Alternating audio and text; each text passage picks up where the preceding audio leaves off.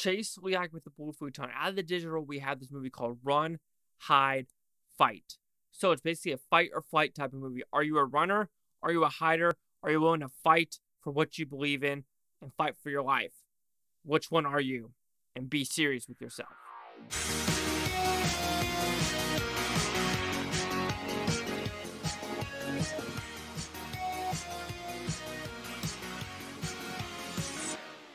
Run, hide, fight. What's it about? It's a very simple premise, actually. A school shooting is happening in Nebraska, and this girl, will she be able to make it out alive? Is she a runner during this situation? Will she hide, or will she fight her way and try to save as many people as possible? So did I like this movie? This is a very gritty, hard-to-watch type of movie.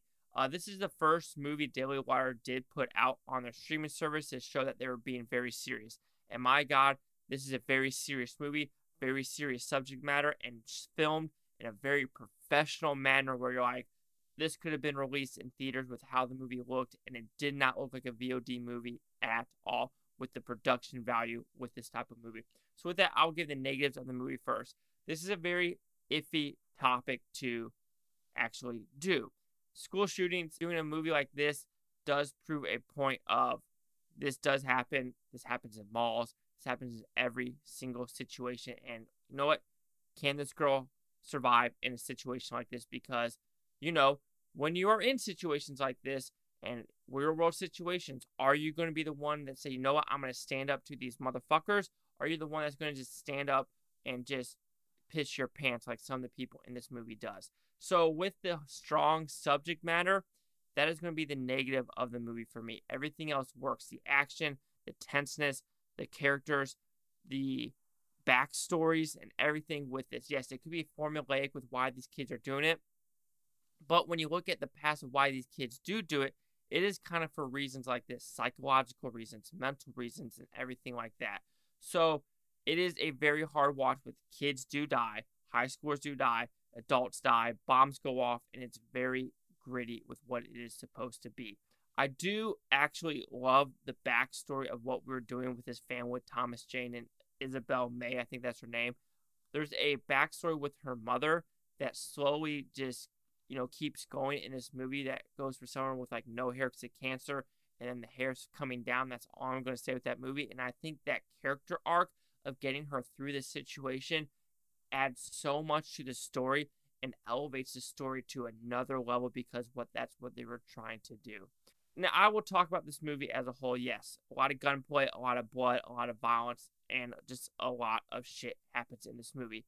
And it makes you wonder, though, is it realistic? On some levels, yes and no. I think some of these kids in these situations need to know what a revolver is or what a gun is, because a revolver, 6 shots, right? And if you know this person already fired 2, and there's 20 of you and 1 of him, someone's got to be like, look, someone's going after that gun.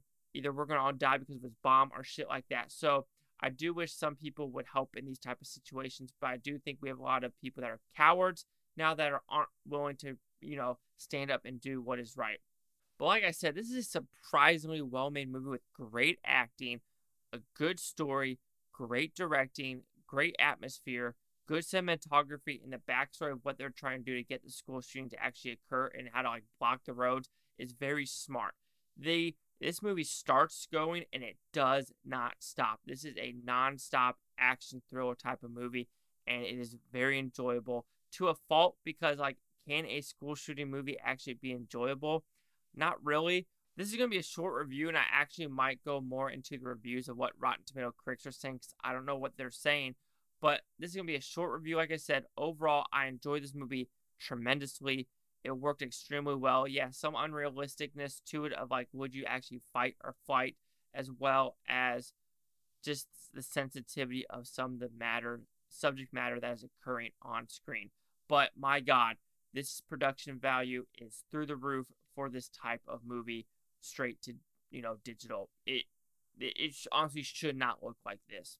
So, Run, Hide, Fight will receive a 4.5 out of 5 with Futon equals that 90%. Actually, with this one, Shut In, What is a Woman, the Hyperions, as well as Terror on the Prairie, I do think Run, Hide, Fight is the best looking and best movie on the platform. But let's see what the critics' news scores gave this one. So you have the critics a 40% with 20 of them. Audience score 93% with over 1,000. So let's look at some of the critics and what they are saying. See if they are, you know, Ben Shapiro haters. Let's be honest, because it's on Daily Wire. Okay, school cliches, negative. Okay, so they're talking about how Die Hard, like I said, was school shooting. Yep, that's one. They gave it a D. It's often feel like an insanely poor taste experiment. 1 out of 5. Okay, that's from the UK. British people are a bunch of bitches when it comes to shit like this. We do have an F. IndieWire. It's hard to say what's more offensive, that Rankin is pissing into an overflowing reserve of national pain, or he's doing it so poorly. Just kidding. It's not hard at all. Actually, it's not hard. And reserve of national pain, I think this movie actually puts into light of what happens and what we could do to stop it. So everyone looks at that negative part, but you need to look at what this movie can actually do. Like, wait a minute. What if we actually change the lockdown rules? What if we change this to make it better for people in these situations? So the IndieWire guys, David seems like a little bitch. And then it's confusion pronouncements about vigilantes and personal responsibility. The worst thing you can say about it is boring. I don't think it's boring. We do have some positive. Controversy aside, is an average, adequate action flick, basically. This other guy gave it saying it's pretty good. Interesting with a surprising emotional depth, and that's why I want to talk about the backstory. We have another positive that's saying it's well-paced and good action set pieces. Another guy gave it a B, saying if you get past the harsh premise, the film executes it well enough. So some people are actually giving it decent reviews. Like here, works as an action thriller of high stakes, an excellent lead performance. If you could stomach the premise and ignore the outside controversies, what you will find here is a satisfying little action movie. So we do have some positives. Here's a negative of 3 out of 10. While I found this film considerably less distasteful than I imagined I might going in, it's still being released by some despicable people. And there you go. They went in automatically with a negative view of the movie. So that's why this Dominic Griffin of the Armchair Armtour, you're a little bitch. I'll say it to your face if you want to say it, because you are one of those distasteful people and distrustful people that automatically go into a movie saying, I'm going to hate it. I'm going to hate it, and there's nothing you could do that will make me like it. So that's saying you're a bitch. You're a coward.